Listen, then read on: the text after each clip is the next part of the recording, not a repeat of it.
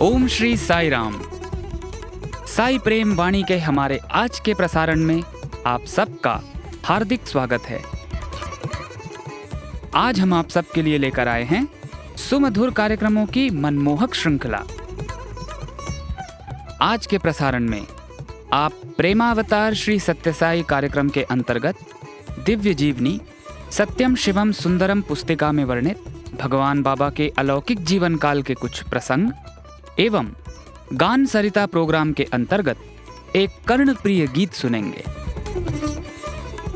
हम साई का प्यार जीवन आधार कार्यक्रम के अंतर्गत एक मनोरम भेंट वार्ता के साथ ही साथ अवतार वाणी के अंतर्गत श्री भगवान द्वारा दिए गए एक दिव्य संदेश का एक भाग भी सुनेंगे। तो चलिए कार्यक्रम का शुभारंभ करते हैं।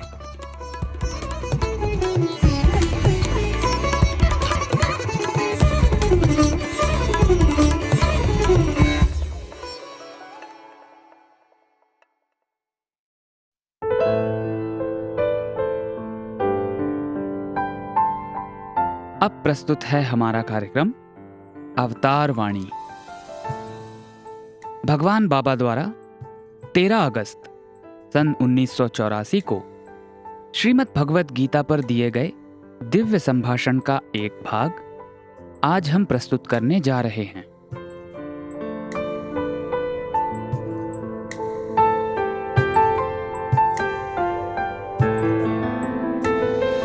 प्रेम स्वरूपुलारा, प्रदृश्यते वस्तुनि तत्र दोषः।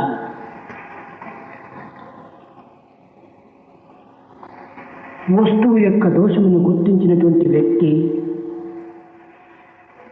తిరిగి ఆ వస్తువును ఏనాటికి ఆశించడు. భగవంతుని చేరగోరినటువంటి వ్యక్తి, భగవంతుని చూడగోరినటువంటి వ్యక్తికి ప్రధానమైనటువంటి సాధన వైరాగ్యం. ఈ వైరాగ్యము మనసును మరించి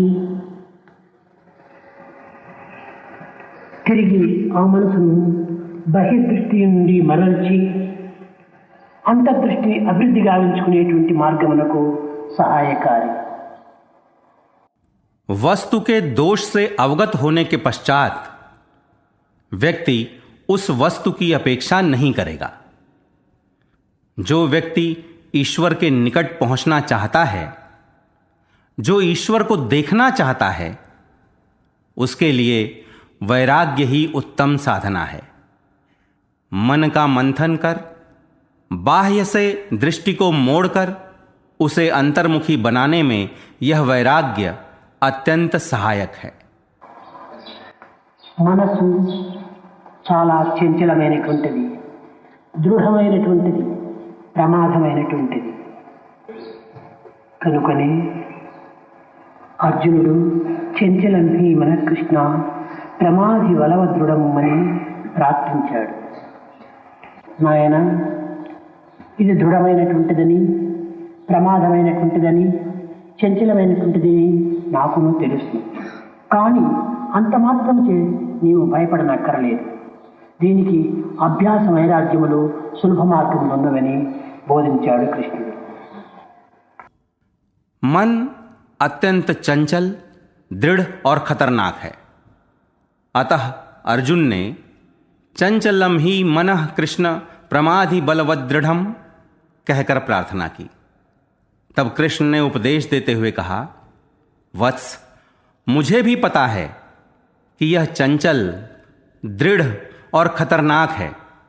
इतने मात्र से तुम्हें भयभीत नहीं होना चाहिए। इसके लिए अभ्यास और वैराग्य जैसे सरल मार्ग हैं।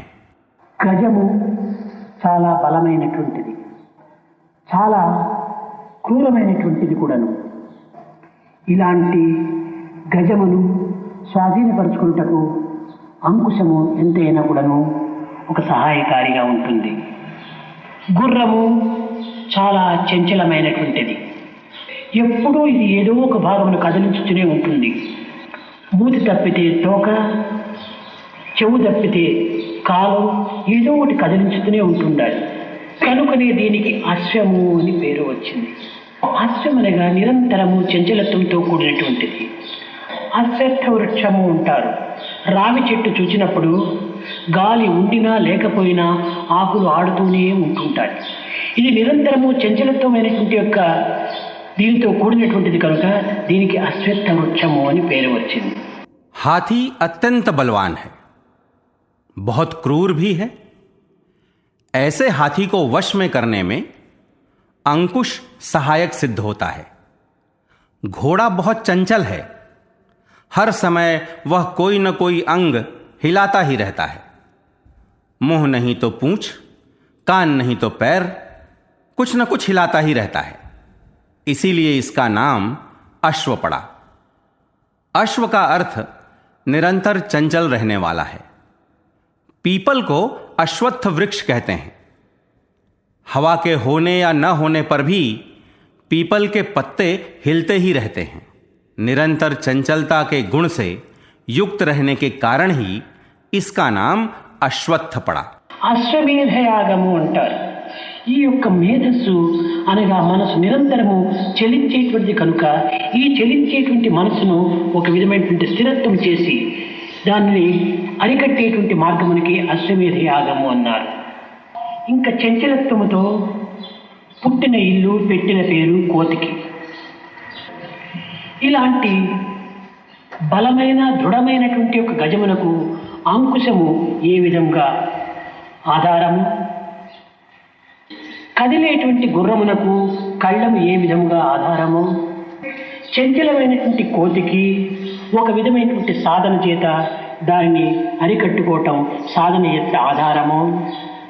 ఈ దృఢమైన ఒక చంచలమైన ప్రమాదమైనటువంటి మనసుకు కూడాను వైరాగ్యము అభ్యాసము ఆధారము అని చెప్పాడు. अश्वमेध यज्ञ कहते हैं.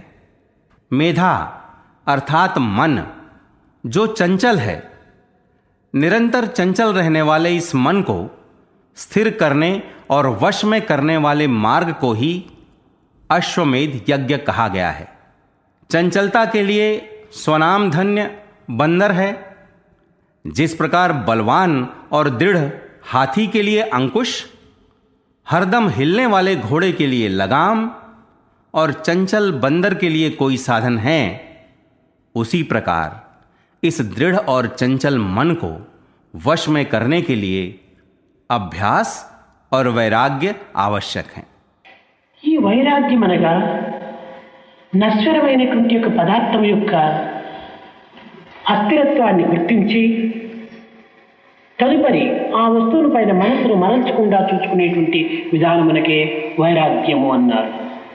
అనగా వస్తువు యొక్క విసర్జన వైరాగ్యం కాదు, వస్తువు పైన మమత్వమును వైరాగ్యం చేసుకోవాలి, వదిలిపెట్టడమే వైరాగ్యం అన్నారు. వస్తువును వైరాగ్యం చేయట అనగా వదిలిపెట్టడము ఇది సాధ్యము కాదు.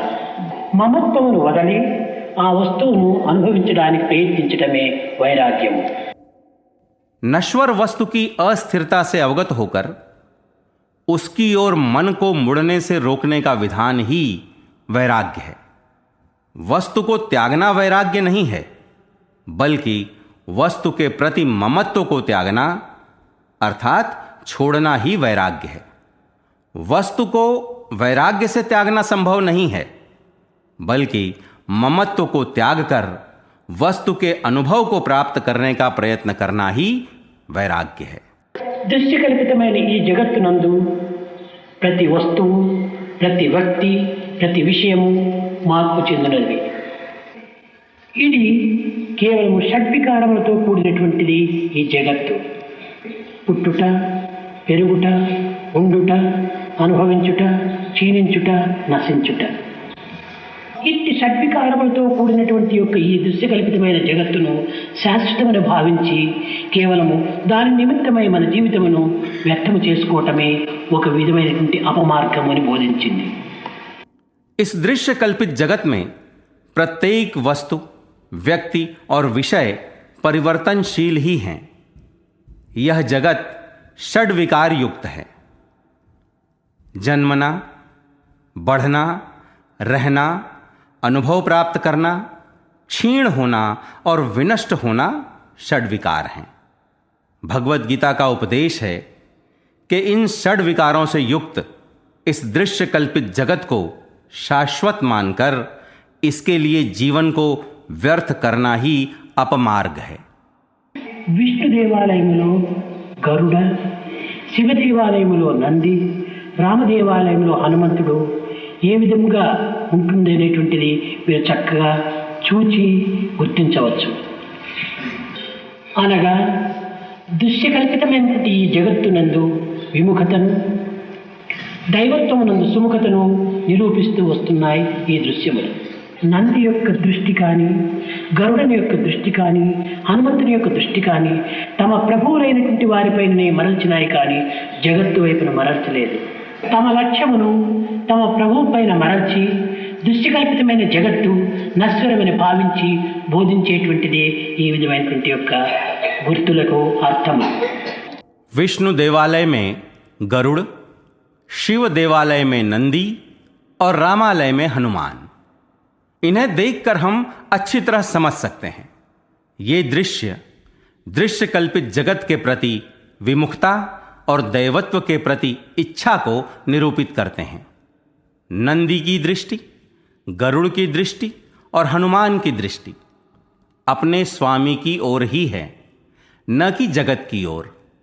इन चिन्हों का तात्पर्य अपने लक्ष्य को अपने स्वामी की ओर मोड़कर इस दृश्य कल्पित जगत की नश्वरता को निरूपित करना ही है. ఒక వస్తువునందు మనము దోషమును గుర్తించిన తర్వాత తిరిగి అట్టి వస్తువును మనము ఈనాడు కూడాను, ఎక్కడైనా కూడాను, ఏ సమయం నందైనా కూడాను మనం దానిని ఆశించం. తనగలక వస్తువాహనాలతో తురుతూగేటువంటి మహారాజులు సైతము అశాంతికి గురి అయి కేవలము తమకు సుఖం అనేటువంటిది, శాంతి అనేటువంటిది ఈ యొక్క దృశ్యకల్పితమైన జగత్తునందు లేదని విశ్వసించి కట్టకడపటకు దైవ చింతన చేయడానికి, తపస్సు ఆచరించడానికి అరణ్యమునికి వెళ్ళినటువంటి రాజుల యొక్క చరిత్రలు ఎన్నో ప్రబోధిస్తూ వస్తున్నాయి. एक बार वस्तु में निहित दोष से अवगत होने पर हम कभी भी, कहीं भी, किसी भी समय में उसकी अपेक्षा नहीं करेंगे. इतिहास हमें ऐसे अनेक उदाहरणों द्वारा बोध कराता है कि धन संपत्ति और वाहनों से सुसंपन्न अनेक महाराजा अशांति का शिकार होने के उपरांत इस तथ्य से विश्वस्त होकर कि सच्चा सुख और शांति इस दृश्य कल्पित जगत में नहीं है, इसलिए अंततः ईश्वर का चिंतन करने तथा तप करने के लिए उन्होंने जंगल की राह ली. కేవలం వస్తువు యొక్క దోషమును గుర్తించినంత మాత్రమున వైరాగ్యము కానేరదు. మంచిని స్వీకరించాలి కూడా. దుఃఖమును గుర్తించినంత మాత్రమున ప్రయోజనం లేదు. ఆనందమునకు తగినటువంటి కృషి చేయాలి.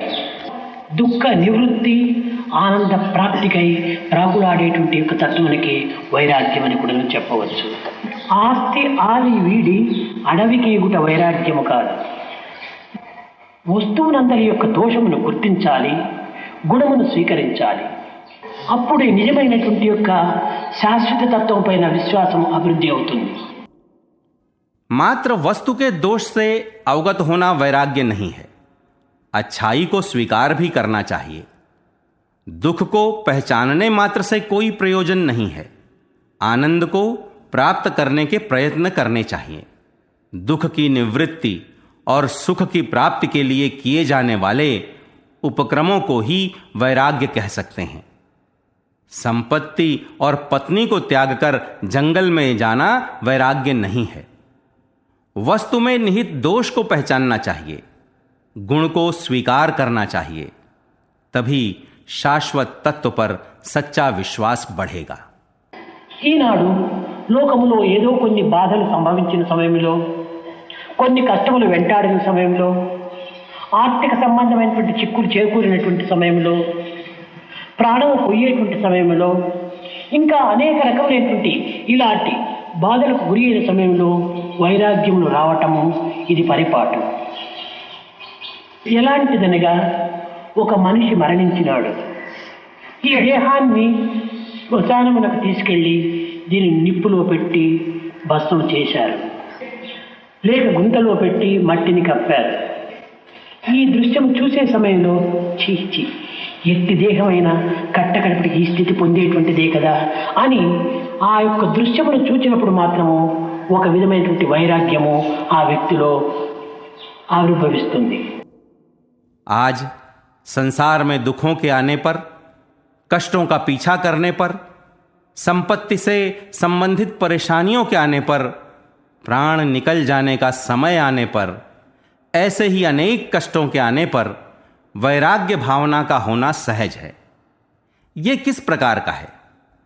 एक व्यक्ति मर गया, उसके शरीर को श्मशान में ले जाकर उसे आग में डालकर राख कर दिया गया, अथवा एक गड्ढे में डालकर मिट्टी से ढक दिया गया. इस दृश्य को देखने पर छी अंत में किसी भी देह का हश्र यही होता है. इस विचार के आते ही వైరాగ్య ఉత్పన్న होता है. ఈ వైరాగ్యమును చెప్పించుకోదు, తాత్కాలికమైనటువంటి మార్పు. ఒక గృహిణి ప్రసవ వేదన సమయం లోపల అబ్బా ఇంకా ఈ బిడ్డలే నాకు అక్కర్లేదు అని అనేక విధములుగా కూడాను తాను ఒక విధమైనటువంటి వైరాగ్యాన్ని పూనుగుతుంది. తాత్కాలిక వైరాగ్యము. దురదృష్టవశాత్తు ఒక ఆడబిడ్డనే పుట్టలేని తిరిగి 2వ సంవత్సరం కొడుకు కావాలి అని ఆశిస్తుంది. మొదటిది శ్మశాన వైరాగ్యమని, రెండవది ప్రసూతి వైరాగ్యమని. ఇలాంటి వైరాగ్యములు మానవునికి దినమునకు ఎన్నో వైరాగ్యాలు వస్తుంటాయి. కొన్ని మానవునికి తమ అభిష్టములు విరుద్ధమైనప్పుడు కూడాను జీవితం పైన ఒక విధమైన విసుగు పుట్టి ఇది కూడాను ఒక వైరాగ్యంగా భావిస్తుంటాడు. కానీ ఇవన్నీ కూడాను ఒక తాత్కాలికమైనటువంటి వైరాగ్యములే. परंतु यह वैराग्य नहीं है, यह मात्र तात्कालिक परिवर्तन है. एक गृहिणी प्रसव वेदना के समय हाय अब मुझे ये बच्चे नहीं चाहिए कहकर वैराग्य को अपनाती है. यह तात्कालिक वैराग्य है. दुर्भाग्यवश यदि बेटी जन्मती है तो अगले वर्ष एक बेटे के होने की आशा करती है. पहला वैराग्य श्मशान वैराग्य है तो दूसरा प्रसूति वैराग्य. ऐसे वैराग्य दिन में अनेक प्रकार के आते रहते हैं. अपनी इच्छा के विरुद्ध कुछ हुआ तो जीवन के प्रति ऊबकर कोई भी वैराग्य महसूस करता है, परंतु ये सब तात्कालिक वैराग्य ही हैं. ఇది వైరాగ్యము రెండు విధములుగా ఉంటున్నది. తీవ్ర వైరాగ్యమని, మంద వైరాగ్యము అని. ఏదైనా ఒక పని చేద్దామనుకుంటే రేపు చూద్దాం, ఎల్లుండి చూద్దాం, రేపు చూద్దాం, ఎల్లుండి చూద్దాం అని ఈ విధంగా కాలమును గడుపుకుంటూ పోతుంటారు. ఈ మంద వైరాగ్యం కూడాను మంచి కార్యములకే ఈ విధంగా కాలమును వ్యర్థం చేస్తారు. मंद वैराग्य और तीव्र वैराग्य के रूप में वैराग्य 2 प्रकार के हैं. कोई काम करना पड़े तो कल करेंगे, परसों करेंगे, कल करेंगे, परसों करेंगे कहते हुए समय बिताते रहते हैं. इस प्रकार समय बर्बाद करते रहते हैं. यह मंद वैराग्य भी अच्छे कामों के संदर्भ में ही होता है. బద్రికి వెళదామా, కేదార్నాథ్కి వెళదామా, ఇంకా కాశీకి వెళదామా అనుకుంటే వచ్చే నెల చూద్దాం, వచ్చే నెల చూద్దాం, వచ్చే నెల చూద్దాం అని ఈ విధంగా కాలాన్ని వ్యర్థం చేస్తారు. ఇంకేమైనా చెడ్డ పనియే చేయాలనుకుంటే రేపెందుకు, ఇప్పుడే చేద్దాం, ఇప్పుడే చేద్దాం అని ఇలాంటి దుర్మార్గమైనటువంటి వాటికి, ఒక విధమైనటువంటి ద్రోహమును తలపెట్టేటువంటి వాటికి, చెడ్డ కార్యములకు ఈ యొక్క వైరాగ్యము చాలా ముందుగానే ఉంటుంటాడు. ఈ కాలంలో వ్యర్థం గావించి మంచి కార్యములు యందు తాను సార్థకమయ్యేటువంటి యొక్క విషయాన్ని పూనుకోవటం, ఇది ఎవరు కూడాను అంత ప్రయత్నించరు. ఇది మంద వైరాగ్యం అని కాలంను వ్యర్థం గావిస్తూ వెళుతుంటారు. जब बद्रीनाथ, केदारनाथ, काशी जाने की बात आती है तो अगले माह देखेंगे, अगले माह देखेंगे, अगले माह देखेंगे कहते हुए टालते रहते हैं. वहीं कोई गलत काम करना हो तो कल क्यों, आज ही करेंगे ऐसा कहते हैं. इस प्रकार दुष्ट कार्यों के लिए, धोखे से संबंधित कार्यों के लिए, बुरे कार्यों के लिए यह मन बहुत आगे ही रहता है. जबकि सार्थक कार्य करने के लिए कोई आगे नहीं आता है। मंद वैराग्य में समय बर्बाद करते ही जाते रहते हैं। తీవ్ర వైరాగ్యం అంటే ఇది మంచిది, ఇది పవిత్రమైనటువంటిది, ఇది శాశ్వతమైనటువంటిది అని ఒక్కతూరి విశ్వసించిన ఏమైనా సరే దానికి ఏమాత్రం కూడా వెనుకంజ వేయడు. అది సాధించేంత వరకు కూడాను తాను నిద్రపోడు. ఈ విధమైనటువంటి ఒక తీవ్ర వైరాగ్యము మానవుల్లో అత్యవసరం.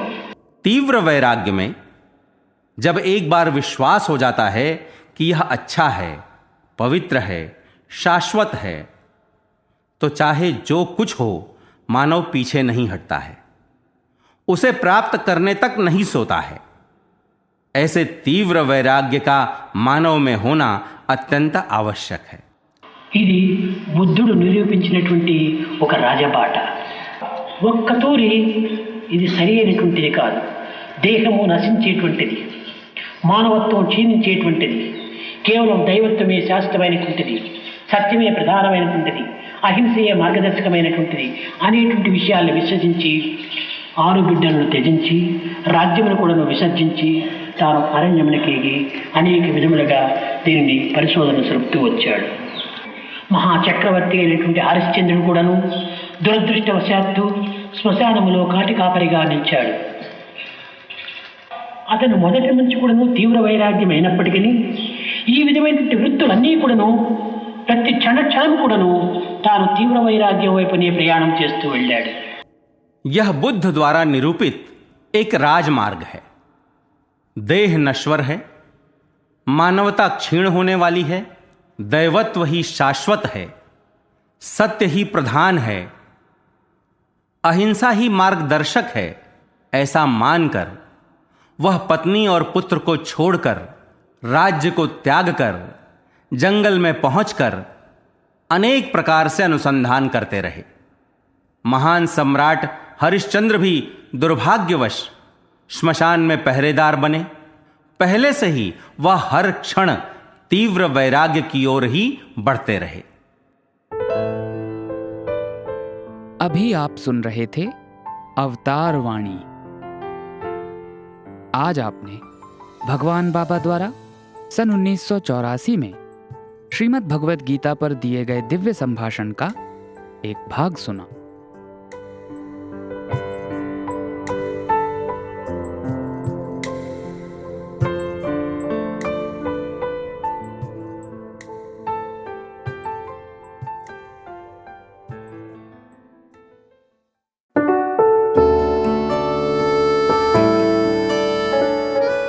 साईं राम, आप सुन रहे हैं रेडियो साईं का हिंदी प्रसारण। हिंदी प्रसारण के लोकप्रिय भाग गान सरिता में हम भक्ति गीतों की श्रृंखला प्रस्तुत करते हैं। आज प्रस्तुत है संत मीराबाई जी का एक बड़ा ही सुंदर भजन, सांवरे की रंगराजी। इस गीत में संत मीराबाई जी ने स्वयं को भगवान श्री कृष्ण के रूप में रंग जाने का अत्यंत सुंदर वर्णन किया है। उन्होंने कुमति अर्थात सांसारिक भ्रम से भरी हुई बुद्धि के चले जाने और भगवान के बिना ये जग खारा अर्थात मन को मीठा न लगने वाली उच्च आध्यात्मिक अवस्था का सुंदर वर्णन किया है। आइए इस भजन का आनंद लेते हैं।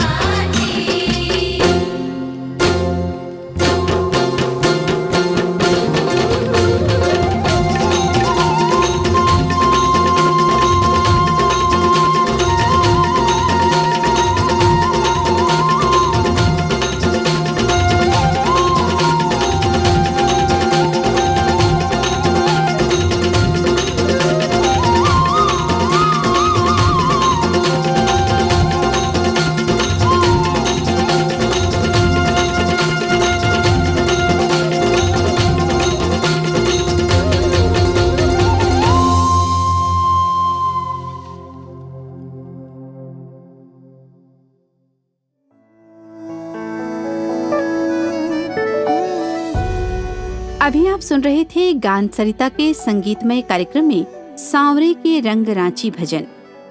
इस भजन को हमने साईं संस्कार गीतमाला भाग 3 से लिया है। इस गीतमाला को श्री सत्य साईं सेवा संगठन छत्तीसगढ़ ने विशेष तौर पर श्री सत्य साईं बाल विकास कार्यक्रम के लिए प्रकाशित किया है। अनेक सांस्कृतिक कार्यक्रमों में बाल विकास गुरु इस सुंदर भजन का नृत्य नाटिका के रूप में भी उपयोग कर सकते हैं। इस गीत को उत्तर भारत में प्रचलित गरबा नृत्य की धुन पर बनाया गया है। अगले प्रसारण में आपसे फिर मुलाकात होगी। जय साईं राम।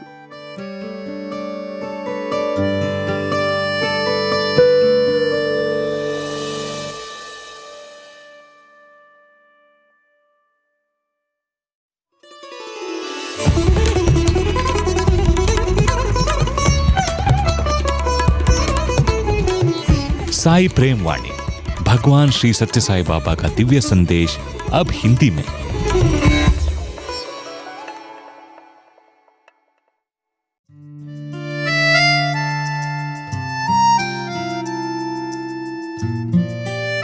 अब प्रस्तुत है हमारा लोकप्रिय कार्यक्रम साई का प्यार जीवन आधार। आज इसके अंतर्गत हम मध्य प्रदेश राज्य संगठन से प्रशांति सेवा प्रभारी इंदौर निवासी श्रीमान राजेंद्र प्रसाद चौरे जी के साथ हुई हमारी भेंट वार्ता का चौथा भाग प्रस्तुत करने जा रहे हैं।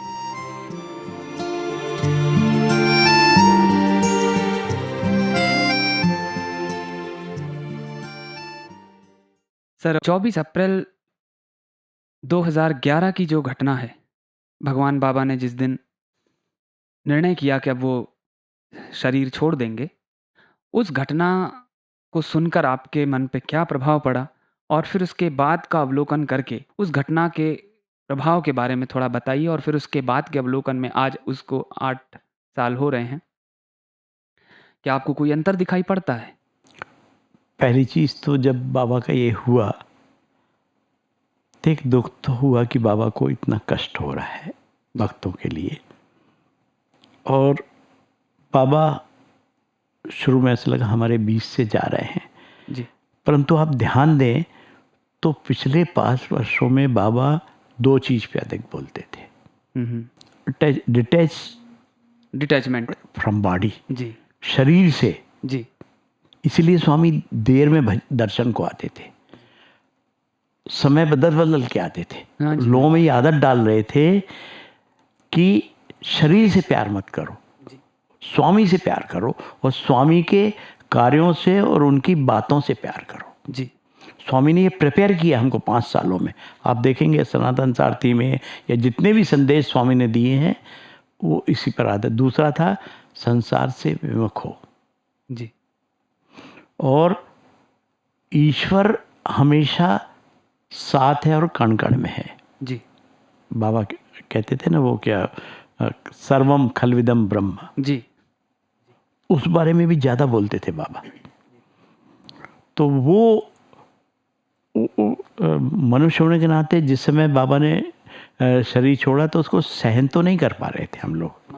महाप्रयाण में तकलीफ तो हुई हमको, परंतु फिर बाद में हमने देखा कि स्वामी शरीर में नहीं है, परंतु स्वामी तो हैं, पग पग पर हमारी अनुभूति कर रहे हैं, हमारे जी, दिव्य रूप में हमारे साथ है। हर कार्य में देखा हमने, हर जगह अनुभूति की हमने कि स्वामी, और अभी भी हैं, शरीर हैं। एक घटना अभी मई में हम लोग सेवा में आए थे, तो समय बुद्ध पूर्णिमा थी, इसी साल 2019 में 2019 में बुद्ध पूर्णिमा था, हम लोग सेवा में आए थे। वो R2 में एक आया था नेपाल से, शायद वो बेटी आई थी और माँ आई थी। माँ इसलिए, बेटी माँ को इसलिए ले आई थी कि बेटी को साड़ी पहन के वहाँ जाना था और साड़ी पहनना नहीं आता था, इसलिए माँ को लेके आई थी वो। सर, ये मलेशिया के R2 में ठहरे थे पर वो लोग। तो उसमें सुबह 5 बजे जब उसको जाना है तो माँ को उठाया 4 बजे, तो माँ की कमर इतनी पकड़ ली, उठ ही नहीं पा रही थी और बहुत दर्द था जी। तब स्वामी से प्रार्थना की उसने, आर्त पुकार करी। स्वामी आए, विभूति दी और उसको वो माँ उठ गई और स्वामी के चरण स्पर्श किए तो लोगों ने पूछा उससे कि तुमने सपने में तो नहीं किए? बोले नहीं, मैंने पूरे अंगूठे में जो उनका गैप रहता वो भी देखा, स्वामी का चरण स्पर्श किए है मैंने। तो स्वामी तो अभी भी हैं।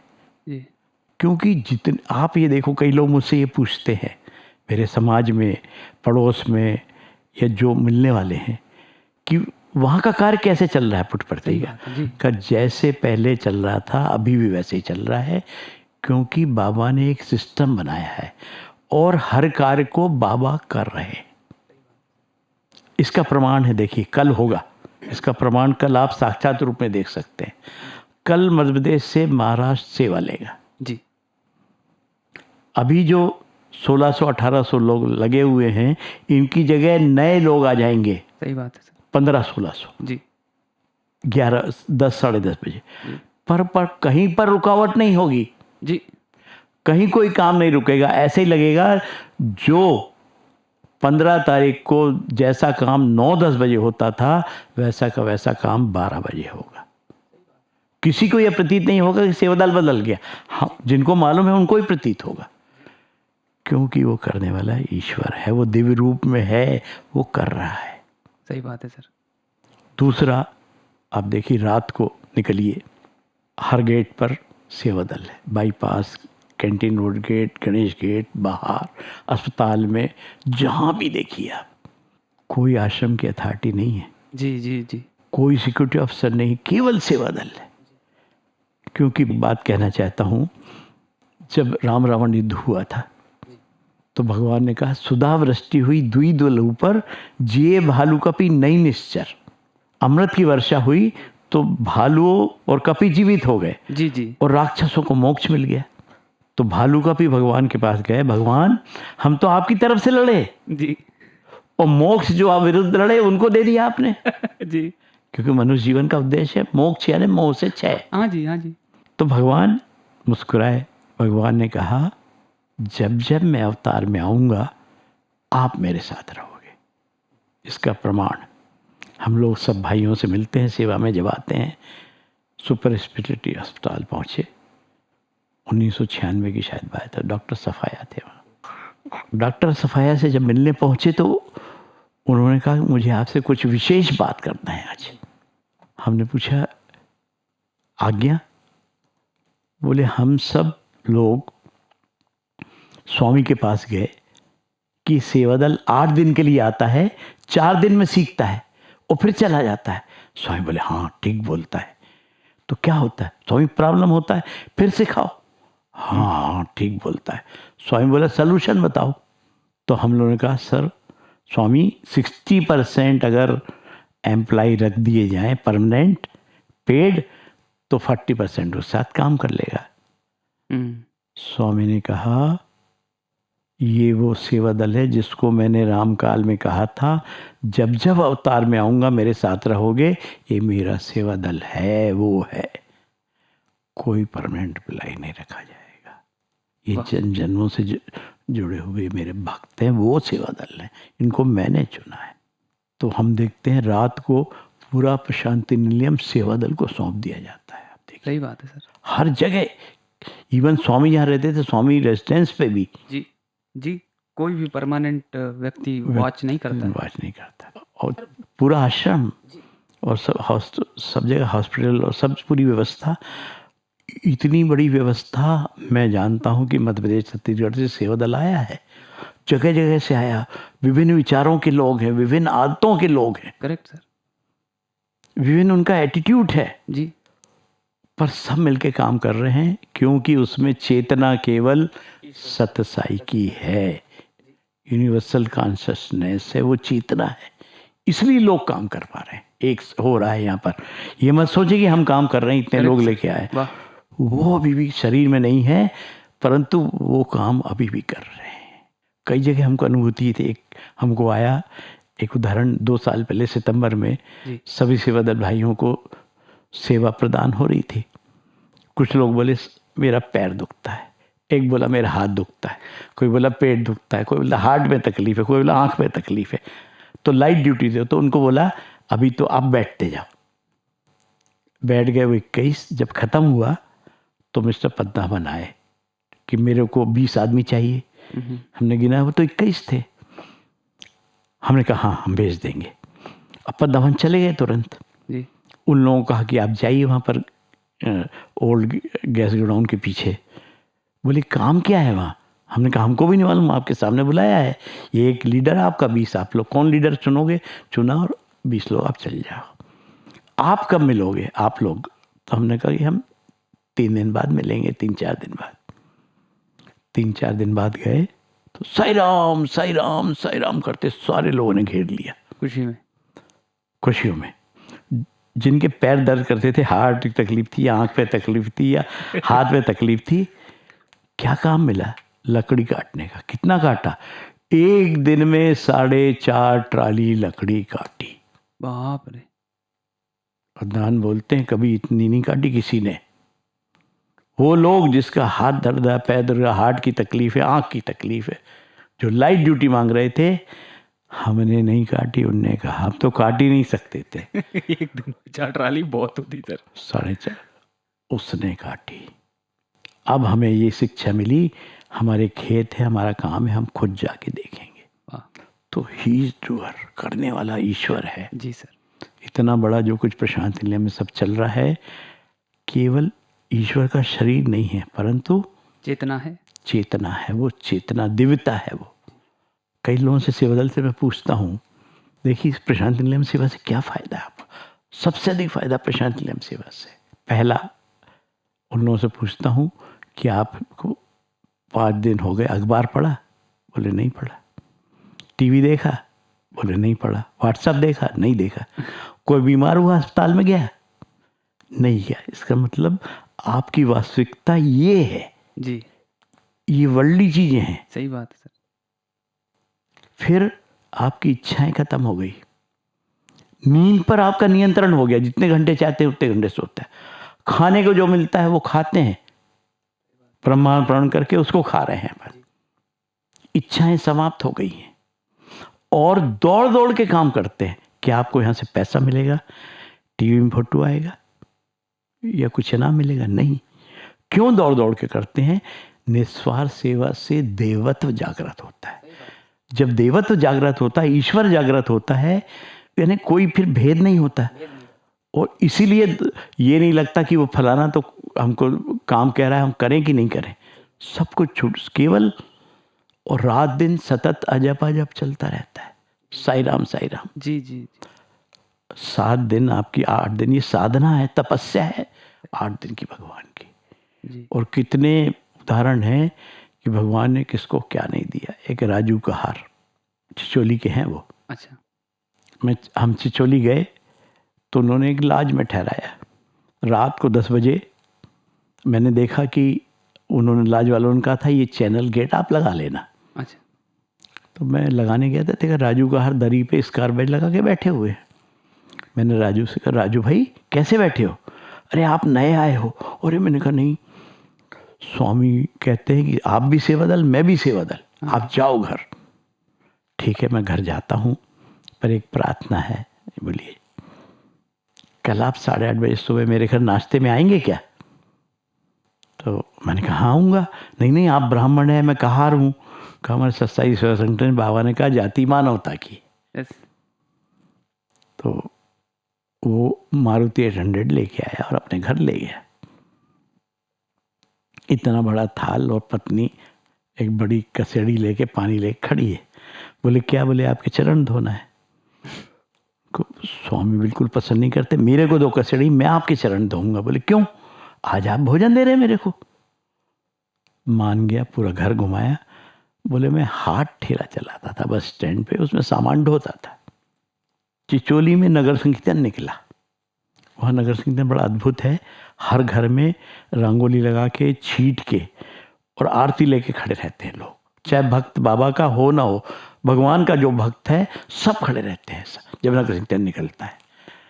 तो मैंने भजन सुने, मेरे अच्छा लगा, ठेला साइड में किया, नगर संकीर्तन में जुड़ गया, समिति की गतिविधियों में जुड़ गया। आज ये कार मेरी है, मकान मेरा है। वाह। वो गणित में कमजोर है भगवान।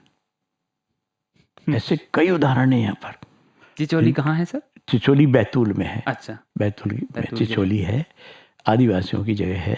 जी। और कई उदाहरण हैं जिनकी आदतें बदल गई, शराब छूट गई, सिगरेट छूट गई, जुआ छूट गया, वाह। लोगों में परिवर्तन प्रशांति नियम सेवा से बहुत अधिक आया और भगवान ने बहुत अधिक दिया है। जी। अभी एक बहुत अच्छी घटना है। एक महिपाल साहू हैं कटनी के पास गुनसूर के, वो आए, उनकी ड्यूटी लगी नित्यनारायण सेवा में। अच्छा। अभी 8 साल पहले की घटना है। अच्छा। छोटी सी झोपड़ी गुनसूर में, टूटी साइकिल। जी। यहाँ आए तो देखा कि नित्यनारायण सेवा होती है, तो बहुत अच्छी चीज़ है, मुझे भी करना चाहिए। तो खीर यहाँ कम दूध में बहुत अच्छी बनती है। अच्छा। यहाँ आप देखो खीर में दूध जी। है। उसने क्या किया, उसके घर 4 चम्मच दूध निकला, खीर बनाई, 1 चम्मच भगवान को अर्पित करी, 3 से नारायण सेवा कर दी उसने। अरे वाह। 3 से 6 चम्मच हुई, 8 चम्मच हुई। अभी पिछले वर्ष उसको हमने ग्रुप रिटर्न मीटिंग में बुलाया था। आज उसका बड़ा मकान है, मैं खुद ने देखा है, मोटरसाइकिल है और बड़े बड़े उसमें नारायण सेवा होती बर्तनों में। लड़की की शादी में 10 लाख खर्च किया। जिसके पास 10 रुपए नहीं थे, ये वो ईश्वर है। महिपाल साहू नाम उनका। ऐसे कई लोग हैं, एक नहीं बहुत सारे लोग हैं इनको भगवान ने सब कुछ दिया। बस एक कदम जो उन्होंने कहा बढ़ाओ, 10 कदम वो आता है। क्या क्या नहीं कर देता। बहुत सारी घटनाएं इस समय याद नहीं आती। बड़ी भावपूर्ण घटना है जी। लोगों के साथ जो मिलती है। कैसे ऐसे भक्त गाँव में मिलते हैं, बाबा के अनन्य भक्त। हम रेडियो साई के सभी श्रोताओं की तरफ से आपका बहुत बहुत आभार और धन्यवाद प्रकट करना चाहेंगे सर। हम भगवान के कृतज्ञ हैं, साथ में रेडियो साई के भी कृतज्ञ हैं। उन्होंने ये अवसर दिया। भगवान का संदेश, केवल उद्देश्य जितना है इसमें बताने का, भगवान को आपको जानना है जी। व्यक्तिगत कुछ नहीं लेना है उसकी, इस व्यक्ति के साथ हुआ ये नहीं, कुछ नहीं है, केवल ईश्वर सब कुछ है। सही बात। उस बात को ध्यान में रखें, कोई भी जो भी घटना करें कि ईश्वर क्या है।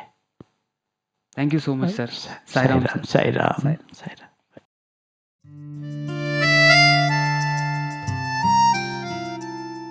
अभी आप सुन रहे थे हमारा लोकप्रिय कार्यक्रम साई का प्यार जीवन आधार।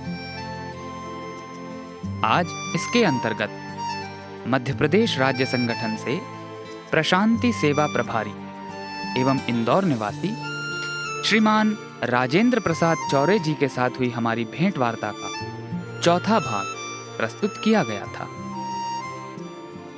ये भेंट वार्ता रेडियो साई के स्टूडियो में 14 सितंबर सन 2019 को रिकॉर्ड की गई।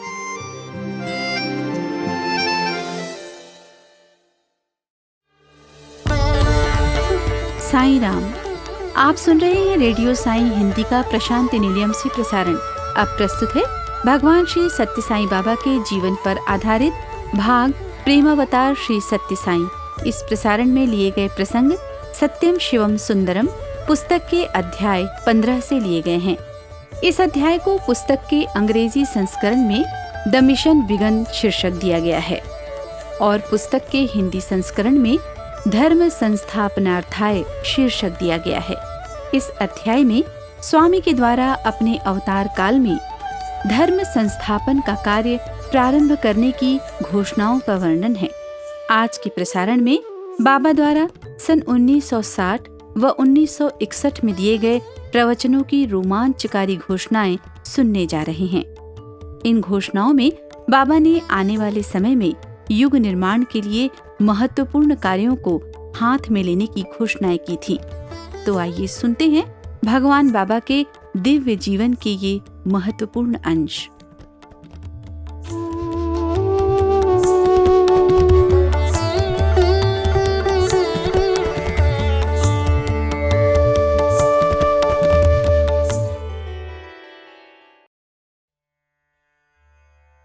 बाबा के लिए ना तो भूतकाल की सीमा है और न ही भविष्यकाल कोई बंधन है।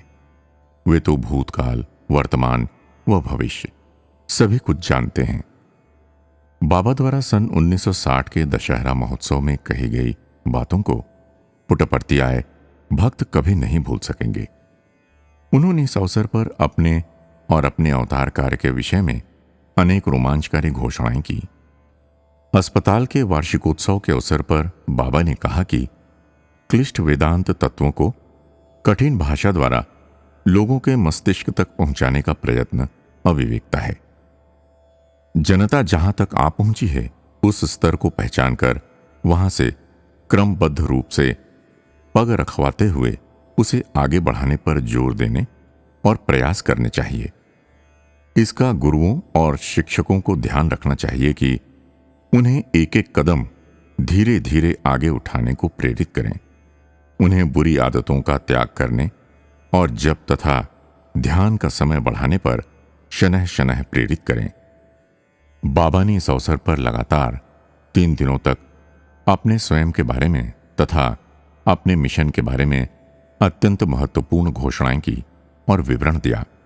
उन्होंने दुपाटी तिरुमलाचार्य रचित सत्य साई गीता नामक तेलुगु काव्य के प्रत्येक खंड को लगातार 3 दिन तक सांध्यकाल में पढ़कर उस पर व्याख्या की।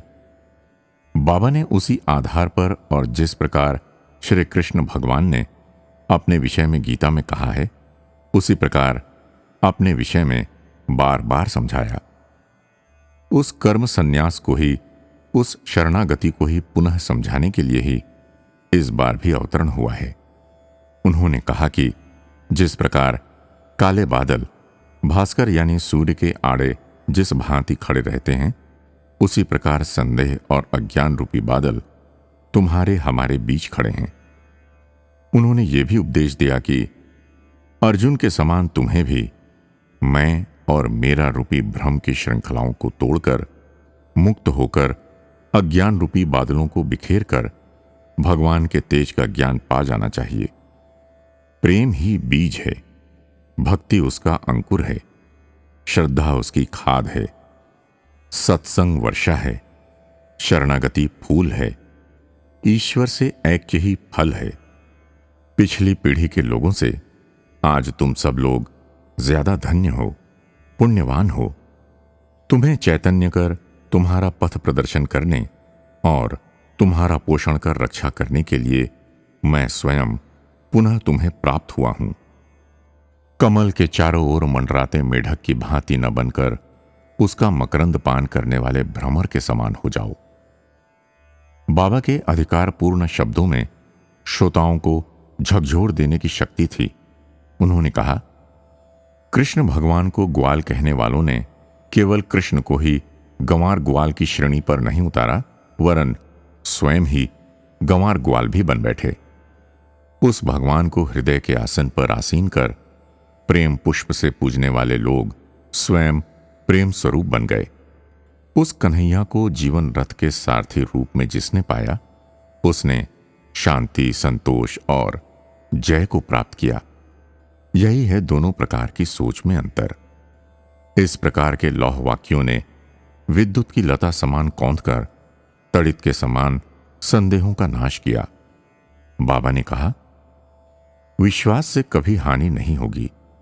विश्वास न करके या अस्वीकार करके द्वार पर आए सौभाग्य को मत खो।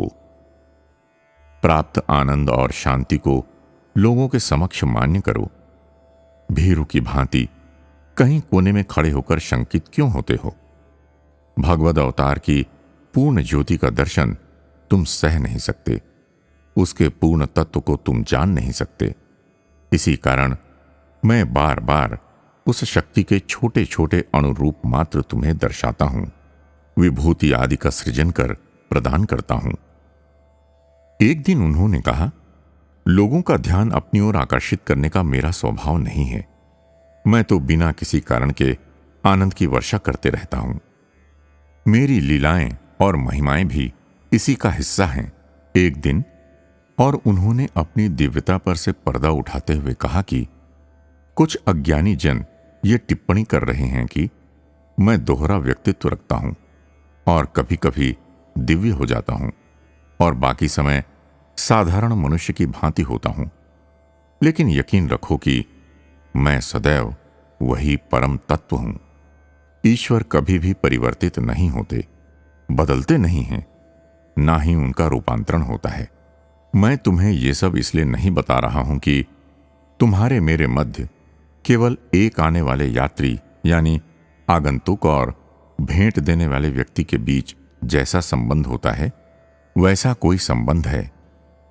मैं तुम्हें यह सब इसलिए बता रहा हूं कि तुम्हारे मेरे मध्य एक उच्च आध्यात्मिक संबंध है। एक दिन उन्होंने सावधान व सचेत करने वाली आवाज में चेतावनी भी दी। उन्होंने कहा, आजकल अनेक झूठे गुरु अपने मिथ्या कार्यों को ही सत्य बताकर लोगों को बहकाते हैं।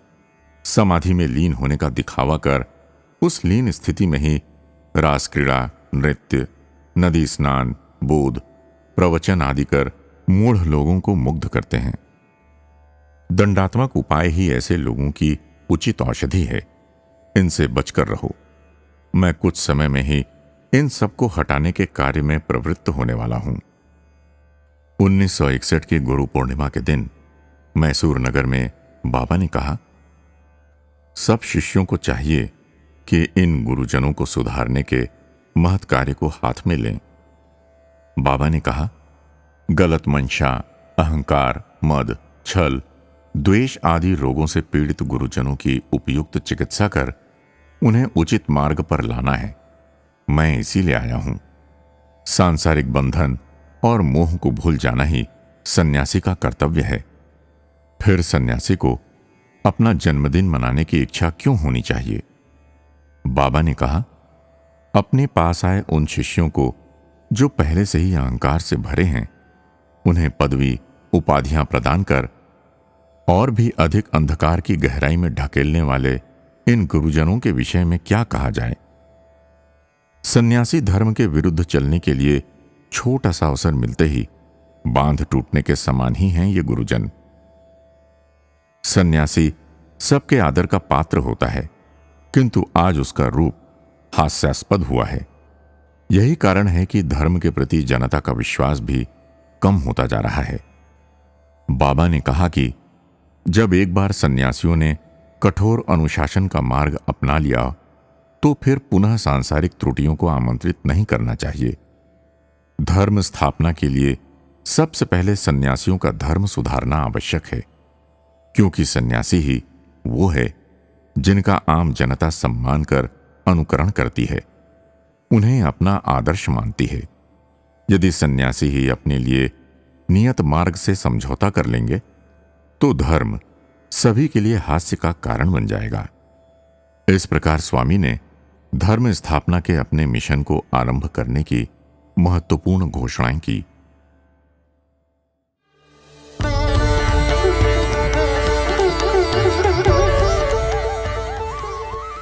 अभी आप सुन रहे थे हमारा लोकप्रिय कार्यक्रम प्रेमावतार श्री सत्य साईं। ये सभी प्रसंग सत्यम शिवम सुंदरम पुस्तक के अंग्रेजी व हिंदी संस्करणों को मिलाकर तैयार किए गए हैं। इन्हें यथा आवश्यकता सरस व बोधगम्य बनाने का भी प्रयास किया गया है। आज के प्रसारण में हमने सुना कि बाबा ने गुरुओं और शिक्षकों को जनमानस के मानसिक स्तर पर जाकर उनकी आध्यात्मिक प्रगति करने के बारे में प्रदत्त मार्गदर्शन के बारे में जाना। हमें बाबा ने ये भी संदेश दिया कि हमें भ्रमर की भांति श्री सत्य साईं अवतार से मकरंद रूपी ज्ञान का अमृत रस लेना चाहिए। बाबा ने पाखंडी और ढोंगी गुरुओं से सचेत रहने का सदुपदेश भी दिया। बाबा ने हमें अपनी सोच को प्रभु के स्तर तक लाने का मार्ग भी बताया। बाबा के अधिकार पूर्ण शब्दों व तेज पूर्ण वाणी में भ्रम के बादलों को गायब कर ज्ञान के सूर्य को प्रकट कर देने की क्षमता है। इस अमृत रस का पान अगले प्रसारण में भी जारी रहेगा।